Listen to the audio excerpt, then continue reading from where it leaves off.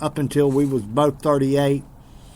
I mean, that's a lifelong friendship that'll never go by the wayside. Paul Williams, most of what we do, every episode I do, I end it with let's give. We're going to give back and give to charity, give to the kids.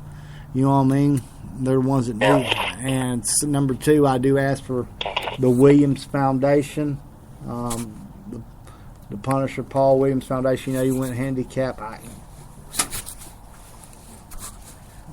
But I do ask for that. He had a bad motorcycle accident in 2012, right before he was supposed to fight Canelo Alvarez. I don't know how much you keep up with boxing and UFC now, but do you do? I'm sure you do because it's in your blood system. It's part of who you are. And like I said, if you're still talking to like George, and have you heard? I mean, I was talking to a matchmaker for that new Rising Federation, that Rising Fighting Championship they got. And I was actually talking to Rich Franklin. He's with ONE FC out of Japan now, and he's the one that instituted that. I've got him coming on the air in about 2 weeks. I want him to come on after I went on Sirius XM because they got that new weight cutting plan to where the water weight thing. I don't know if you read anything about it or heard anything about it. Where they're not allowing people to dehydrate themselves. You see what I'm saying? They're having a weigh in. It's a process now, the way they're doing their fighters over at ONE FC. And I'm interested in seeing how it works, and I hope it does work out because we have had some problems. Like when you take a look at a fight, like a boxing match, for instance, like Manny Pacquiao and Oscar De La Hoya. That wasn't Oscar De La Hoya in that ring that night. You know what I mean? That was a shell of Oscar De La Hoya. And I'm not trying to take nothing away from Manny Pacquiao, but that was not the same Oscar De La Hoya that just fought Floyd Mayweather. Not at all. Not in my opinion. And tomorrow night we've got Joel Diaz, former trainer for Timothy Bradley, on here, and he is one of our. And he's got Ruslan Providnikov. He's got several fighters, and he's actually doing some striking training for a couple of my MMA fighters too out in Houston. And I've got Freddie Roach is doing it for one out in L.A. I'm trying to get as many of them as I can to my gym here in the Southeast, and I'm even building an apartment complex, an apartment building to where we can do most of our training camps at least here, because I really do. I mean, I got Jacob and a guy named Terry Cade that didn't have the best professional record but had a stellar amateur career.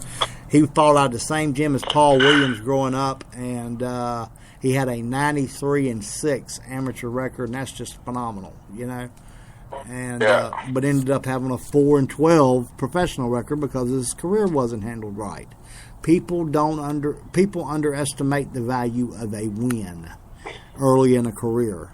That means so much. They don't understand the price difference in a purse if you take an 8-board fighter against an 11-1 fighter. You know what I mean?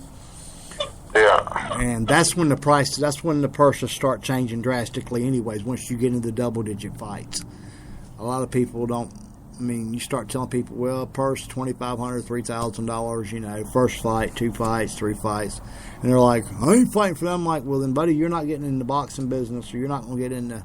And MMA is actually worse even in some aspects. I don't know what it was back when you fought, but from what I'm looking at now and what I'm dealing with now, because you got so many of these little circuits that are like 2-state circuits and stuff like that, And to get them in the door of anything, you've got to go there. It's like you got to take a step up. Nobody just calls Dana White and says, hey, can you put me on the next UFC Fight Night or UFC on Fox, It don't work that way, It just don't work that way. It did more so back years ago. I mean, and you had a little bit, that knockout ratio of yours. I mean, like I said, you didn't have the best kickboxing record, but boy, when you won, you knocked them out, Yeah. And that goes a long way. That sells fights. People don't realize that sells fights, and that's why you get I stay out of these Facebook groups when they talk about boxing and MMA because they truly don't understand the sport. They have no idea the business aspects of the sport. And then they start talking bad about a guy like Gennady Golovkin. And I'm like, he's 345-5 as an amateur, guys. Don't try to tell me he has no defense, okay? Do you not know how they keep score in amateur boxing? It's where the white part of the glove hits, that's the point, And so it tells you right there that these guys are I call them boxer fans or boxing. They're not, me or you, we're boxing or MMA fans. We're not a fan of a particular fighter per se. You know what I mean? And you just can't change their mind. They're fanboys is what they are basically. Yeah. And that drives me nuts. It drives me nuts. It really does. So I just pretty much remove myself from. I'm in some of the matchmaking groups. That's about it. But that's guys that's actual matchmakers. You got to have an ID number and stuff like that, global ID number, or at least a US ID number to get in them groups. So I don't mind getting in them. But Gary, I truly enjoyed it, and like I said, I would like to get on here and talk to you a little bit more about that, about the CTE, and because they have actually moved that pugilistic dementia down to a subsidy of CTE. Is that correct? Yes. Okay, that's what I was wanting to find out. I'm not real familiar. I still have to do the breakdown on this weekend's UFC fights, and I also have to do the boxing matches. We got 2 heavyweight title fights coming up on Saturday night, which I think is a crock to strip the guy that's got a mandatory rematch clause in his contract to strip him of one of the titles. But that's how it is. The business side of this sport, the public would never understand. And damn sure wouldn't believe if we was to try to tell them. Yeah. Oh, yeah. They really wouldn't. And I'm glad that, it makes my heart feel good to know that you're doing great, Gary. And keep it up, man. And keep it up. How many kids do you have? I have 2 girls. 2 girls. Boy, daddy's girls are something else, ain't they? Oh.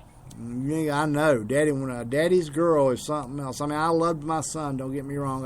He was my oldest child, my firstborn. But boy, that oldest daughter of mine, she don't even have to say anything. She can look at me, and I'm going to get a new Toyota pickup. I say, and the reason I say that is because this just happened like 6 weeks ago. And I'm like, Kelsey Don, your truck's 2 years old, but Daddy's going to do what she's getting ready to go off to the same college I did, the University of Georgia, and I'm going to be a nervous wreck while she's gone because I'm moving up closer to you, actually. I'm moving up to West Virginia and Cleveland. There's a lot. I didn't realize there's as much fighting, as much matches go on in like Wheeling area and right in Akron area and stuff like that. Quite a bit. Youngstown, they're running a card a weekend. That blows my mind for little towns like that. And so I got a couple guys up there like in that area, and I'm going to keep the gym here and move my office up there. Besides, my fiance lives in Akron, Ohio, so it'll work out for me. She just moved from Dallas to Akron, so it'll work out for me. And maybe if you get across here, we'll get together and go watch a fight or something. Very nice talking to you too. All right, Gary, I appreciate it, buddy, and I am glad to hear you're doing great. And like I said, we'll get together one other time once we get back on Sirius, and we can, where a lot more of the world can hear this. I want the world to hear it because right now, my numbers say we're doing about 102,000 listeners throughout the southeastern part of America. And the podcast, you never know how many people listen to it. But once that Sirius thing goes, you'll do 1 million listeners in a night in a heartbeat. Because Pakistan and UK, and I get a lot of fans out of the UK and stuff because I've got a couple of fighters from over there. I just got Liam Smith. I don't know if you know what I'm talking about. But, just got a couple of big boxers from over there. But, Gary, we'll talk to you later, buddy, and I appreciate it. And I'm glad, like I said, I'm glad to hear you're doing great. And you was my eyes, you're a legend. You belong in the Hall of Fame. And it upsets me, that they don't have a total Hall of Fame because you was a pioneer in the sport. You really was. You was one of the first of your type. And guys like that, guys like you, just to me deserve some type of recognition. You know what I mean? Yeah. And whenever you, Thank you. I mean, I truly mean that. When I didn't even know you was on Twitter until yesterday, and I had said something about you, and you had liked it, and I went, "Oh my goodness, is that really Gary Goodridge?" You know what I mean? So I tweeted you back, and you said, "Yeah, it's me." And I went, because you got so many parody accounts and stuff, you know, you don't really know. And I said, "Well, man, I would love to, you know." It wasn't so much as do a show. I just wanted to talk to you about it and everything, you know, because and I've talked to Mike Tyson and I've talked to all these guys, you know, at different times. But you impressed me more because of, you know, the type of person you are and the stuff you've been through and everything, and I really do. I admire that, and we'll get together again and do something. I appreciate it, Gary, and we'll talk at you later. And you got my numbers. It's a direct line to me, and I'll shoot you my number, my 800 number, where you can always get a hold of me. All right? Thank you very much. I truly appreciate the interview. I hope you're okay. I like the friendship. Thank you. All right, buddy. I appreciate it too, Gary. And take care of yourself, man. I'm sure it's cold up there in Canada. I mean, down here in Augusta, it's a whopping 49 degrees. I'm about to freeze.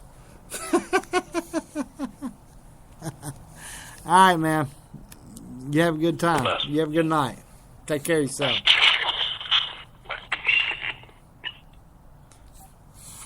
Ladies and gentlemen, that was Gary Goodridge, a true pioneer in this sport, and been in there with the best in the history of the world.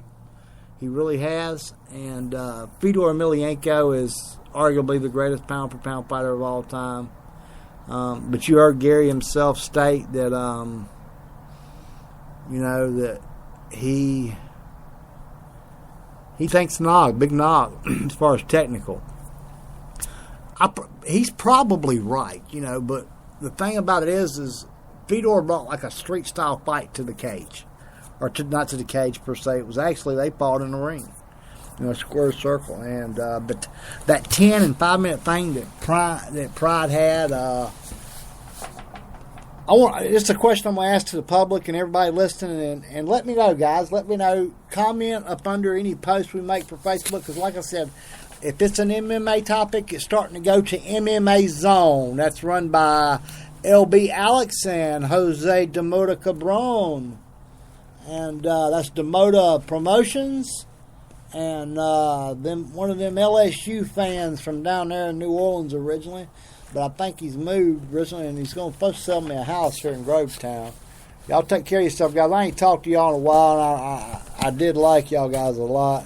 Now, me and Jose, we got a little fiasco because of some people that I had misread, and I'm sorry about that. And then they end up trying to cause me a bunch of problems too, but I don't really care.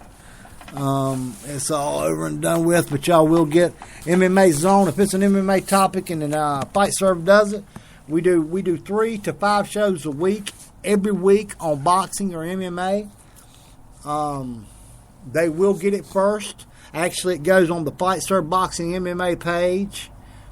It doesn't go on the webpage. The webpage is strictly for sales. If don't go over there look for nothing pretty. I mean, guys, I don't have knockoff Grant gloves, okay? If you need a set of Grant gloves, I got them. Or I can get them. And I'm not 12 to 16 weeks. Like if you email Grant Worldwide, I can get them in about 6 to 8. But I'm not Yakmir or whoever is selling gloves, okay?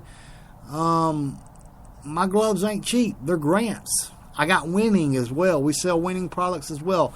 Now, I don't know how much longer I'm going to be selling it. And don't forget, guys, don't forget the 15th is what? We are giving away. So anybody that listens to this show, this is your last chance. Hashtag who you want. Manny Pacquiao or Floyd Mayweather. We're giving away an autographed glove. It is an Everlast glove. I will admit, because they were signed part of a group thing, were one of 50. Each one of them was one of 50. The Pacquiao glove was given away yesterday. And the Mayweather glove will be given away.